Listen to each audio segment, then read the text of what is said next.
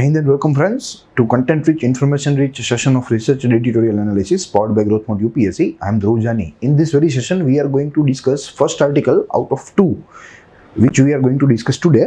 And this first article is being printed in The Hindu, today's The Hindu, and it's titled A New Framework Around Caste and the Census. यानी कि census हमारी जो जनगणना है उसको लेके plus जनगणना वो कास्ट को यानी कि जाति को लेकर यह सेंसस को यहाँ लेखक ने उजागर करने का प्रयास किया है।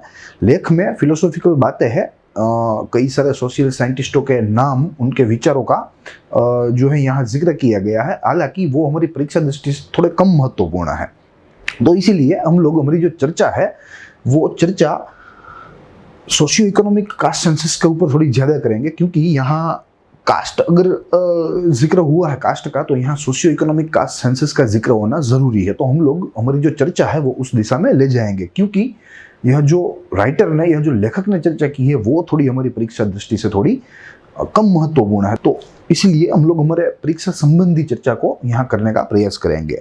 एज यू कैन सी, यहाँ एक इंडिया का मैप बना हुआ है जो कि भारतीय नागरिकों के द्वारा बना हुआ है, ठीक है, जिसमें कई कास्ट के, कई क्रीड के, कई रेस के नागरिक यहाँ शामिल है। और हमें मालूम है कि हमारी जो डेमोग्राफी है हमारे देश की, वो विशाल तो है ही, मगर विशाल के साथ डाइवर्स भी है, विभिन्न भी है, ठीक है।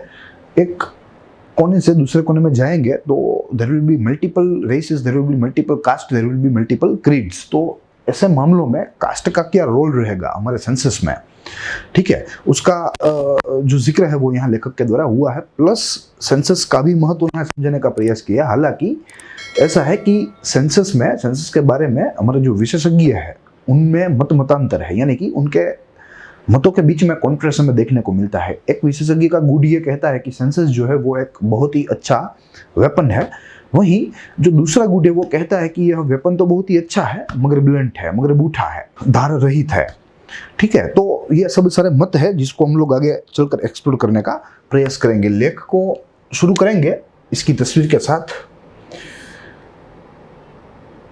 दिव्या वैद्य नामक एक लेखक है जिसके द्वारा यह लेख लिखा गया, और यह दिव्या वैद्य प्रोफेसर है जवाहरलाल नेहरू यूनिवर्सिटी के, JNU न्यू दिल्ली के, और उन्होंने ही हमें पूरा यह सेंसस व कास्ट के बारे में आइडिया दिया है, ठीक है। प्लस अगर विषय संबंधी बात करें इस लेख की, तो polity and governance plus social issues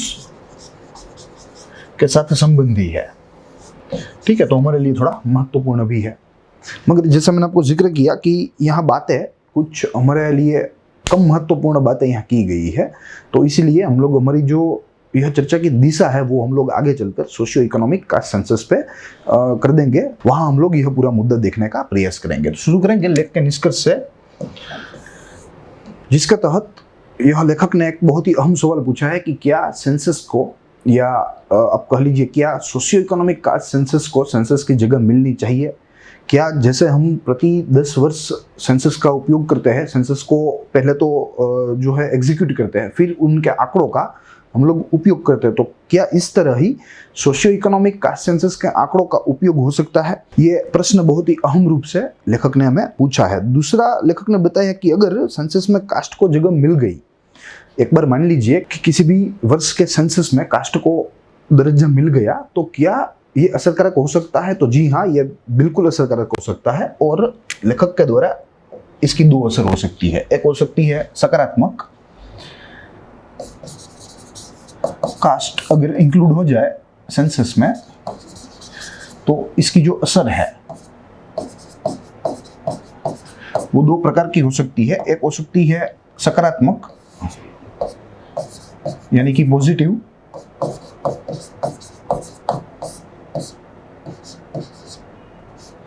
और वहीं दूसरी हो सकती है नकारात्मक यानी कि नेगेटिव।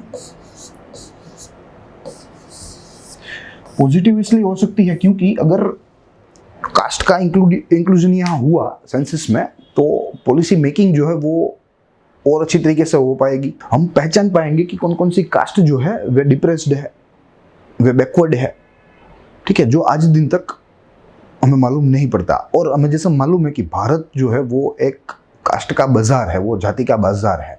यहाँ प्रतिदिन नई जातियों का उद्भव होता है। तो ऐसे समय में यह एक सकारात्मक असर हो सकती है। पॉलिसी बिल्डिंग जो है वो थोड़ी और असरकारक हो सकती है। पॉलिसी बिल्डिंग,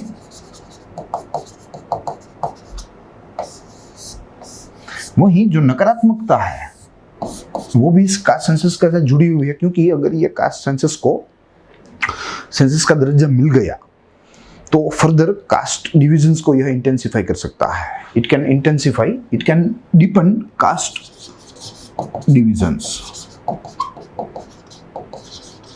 तो ये इसकी नकारात्मकता है। ठीक है, तो दोनों बाजू है, दोनों पक्ष है। एक अच्छा पक्ष रहेगा इस कास्ट सेंसस को हमारे मेन सेंसस में मिलाने के लिए, और इसकी खराब बाजू भी है, यानी कि इसका नकारात्मक पक्ष भी है। तो ये रहा लेख का निष्कर्ष। आगे अगर लेख की महत्वपूर्ण बातें देखें तो यहाँ लेखक ने हमें सेंसस और सोशियो इकोनॉमिक कास्ट सेंसस का जो भेद है वो समझने का प्रयास किया है, जिसको हम लोग आगे देखने का प्रयास करेंगे। देखिए, अब यह भेद क्या है। सेंसस एक बाजू लिखते हैं और वहीं दूसरी बाजू लिखते हैं सोशियो इकोनॉमिक कास्ट सेंसस।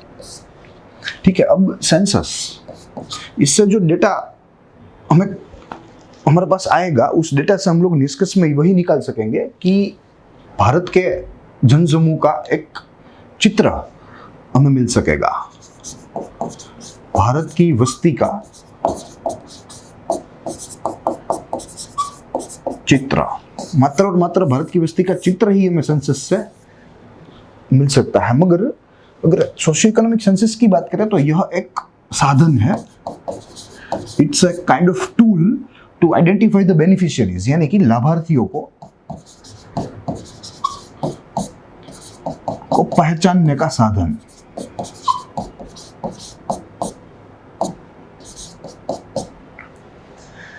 ठीक है, तो ये अपने आप में इन दोनों सेंसस की भिन्नता है। प्लस अगर यह जो माहितियां है जो सेंसस में कलेक्ट होती हो, जो सोशियो इकोनॉमिक कास्ट सेंसस में कलेक्ट होती हो, अगर इस माहितियों का स्वभाव देखें तो इसकी माहिती जो है वो कॉन्फिडेंशियल है, because it falls under the purview of census act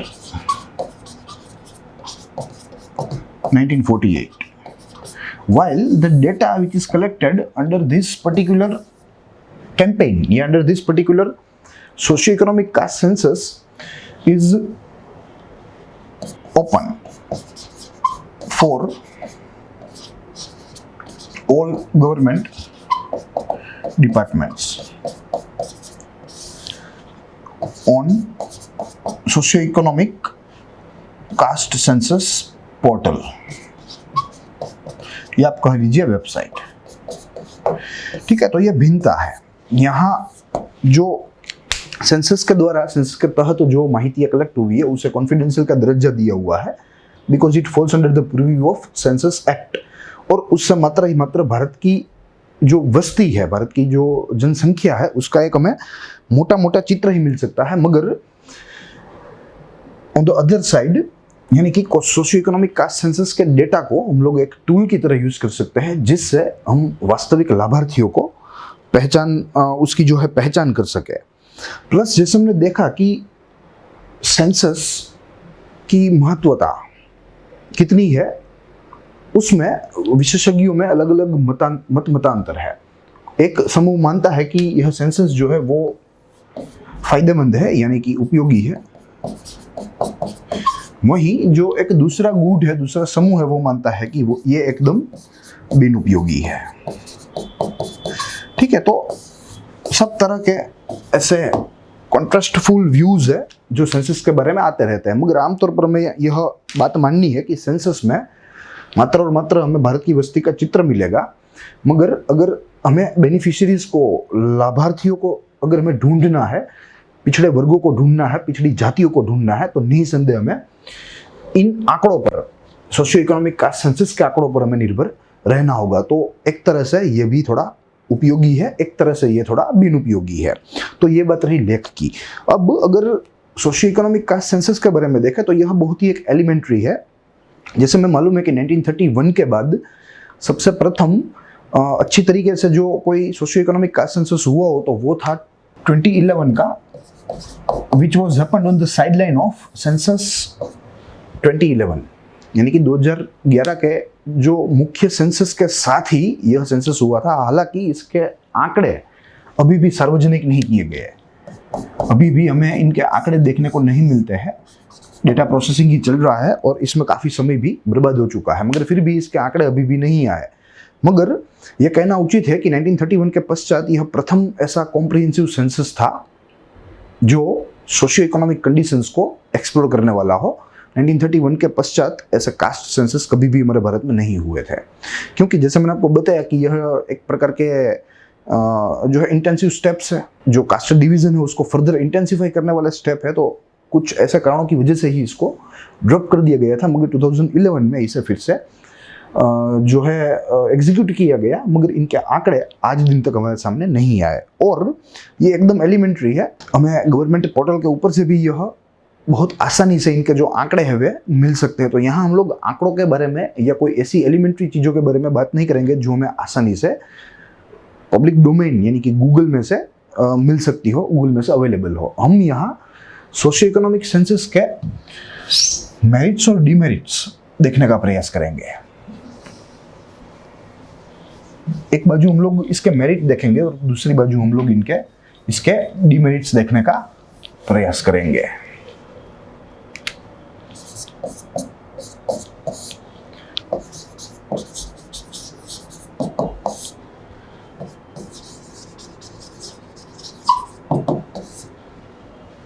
merits में सबसे प्रथम हाउस होल्ड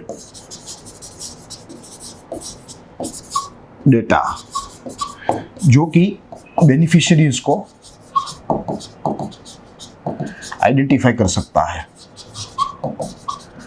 ठीक है, आइडेंटिफाई करने में मददरूप साबित हो सकता है। प्लस देखिए, जो बीपीएल बिलो पॉवर्टी लाइन के जो मेजरमेंट्स है वो मात्र और मात्र हमें भारत में कितना गरीब है वो दिखाते हैं, वो हमें ये नहीं दिखाता कि भारत में कौन गरीब है। ये काम सोशियो इकोनॉमिक का सेंसस करता है, हाउ मैनी पुअर। मगर जो सोशियो इकोनॉमिक का सेंसस है वो बताता है कि हु आर दोज पुअर, कि वो गरीब जिनकी आप बात कर रहे हैं, जिनके आप आंकड़े दे रहे हैं, वो दरअसल है कौन। ये काम सोशियो इकोनॉमिक का सेंसस करता है। और तीसरा अहम एडवांटेज, इससे जो डेटा हासिल होता है वो होता है रिलायबल, क्योंकि from the stage of enumeration to public disclosure, from the very first stage of enumeration जो डेटा कलेक्शन होता है, वहां से डेटा पब्लिक में डिस्क्लोजर होने का, डेटा सार्वजनिक होने तक का जो सफर है वो सफर बहुत ही अच्छा है। उसमें स्क्रूटिनी भी होती है और ये स्क्रूटिनी ग्राम सभा लेवल पे होती है, ग्राम सभा लेवल। ठीक है, तो ये सारे इस सेंसस के हम लोग मेरिट कह सकते हैं। अब अगर डिमेरिट्स की बात की जाए तो सबसे प्रथम रहेगा delay in collecting data, delay in collecting and processing data. जैसे हमें मालूम है कि भारत में सरकारी कामों के लिए डिले तो होती ही है, मगर एक बार डेटा कलेक्ट हो गया, कलेक्शन के लिए एक बार डिले हो गई वो बात छोड़ दीजिए, मगर एक बार कलेक्शन हो गया डेटा का, बाद में उसको प्रोसेस करके उसको पब्लिक करने में भी बहुत ही समय जा रहा है। आज दिन तक 2011 के सोशियो इकोनॉमिक का सेंसस के आंकड़े जो है वे अभी भी सार्वजनिक नहीं किए गए हैं। दूसरा, यहाँ एरर की भी गुंजाइश रहती है। एरर्स तीन प्रकार के, एक होता है ओमिशन, एक होता है कमीशन। ओमिशन यानी कि भूल जाना, कमीशन यानी कि जोड़ देना। किसको भूल जाना? कि जो गरीब है उनको गिनना ही भूल जाना, वो एक प्रकार की ओमिशन एरर है। और जो गरीब नहीं है, जिसको गरीब गिनना, वो एक प्रकार की कमीशन एरर है। यहाँ दोनों कमिट होने का चांस है, तो ये इसका डिमेरिट है। और तीसरा, इनकंसिस्टेंसी ऑफ डेटा कलेक्टेड। क्योंकि सोशियो इकोनॉमिक कास्ट सेंसस में जो डेटा कलेक्ट किया है वो डेटा थोड़ा भिन्न है जो कि नेशनल सैंपल सर्वे ऑर्गेनाइजेशन के द्वारा डेटा कलेक्ट हुआ है उससे। ठीक है, तो ये विरोधाभास भी है, तो ये भी एक इसका अपने आप में ही डीमेरिट है। तो ये तीनों को हम लोग एक साथ सोशियो इकोनॉमिक कास्ट सेंसस के डीमेरिट के रूप में देख सकते हैं। हमने यहाँ मेरिट भी देखे, डीमेरिट भी देखे, प्लस जैसे मैंने आपको बताया कि यह जो सोशियो इकोनॉमिक कास्ट सेंसस है वो दरअसल अपने आप में एक एलिमेंट्री है, बहुत ही छोटा डॉक्यूमेंट है उसका जो हमें पब्लिक डोमेन में अवेलेबल हो सकता है, प्लस कुछ आंकड़े भी हैं यहाँ। ऐसा नहीं है कि यहाँ माहिती नहीं है, एलिमेंट्री माहिती अवश्य है, मगर उस एलिमेंट्री माहिती को हम लोग यहाँ कवर करने का प्रयास नहीं करेंगे, क्योंकि हमें मालूम है कि यह जो रिसर्च एडिटोरियल एनालिसिस का जो उद्देश्य है वो उद्देश्य आपको एक थिंकिंग क्रीचर बनाना है, आपको एक विचारशील व्यक्ति बनाने का है। और इस विचारशील व्यक्ति बनाने की यात्रा में हमें एलिमेंट्री माहितियों की ज़रूरत नहीं पड़ती है। हम यहाँ राइटिंग स्किल्स को देखने का प्रयास करेंगे, प्लस जो पॉलिसी बिल्डिंग्स है, पॉलिसी मेकिंग जो बातें हैं उसको यहाँ देखने का प्रयास करते हैं। तो I hope you enjoyed the lecture. हम लोग मिलेंगे अगले एडिटोरियल के सेशन में अगले विषय के साथ, वो अगले अभ्यास के साथ। तब तक के लिए देखते रहिए ग्रोथ मोड यूपीएससी। स्वस्थ रहिए, खुश रहिए।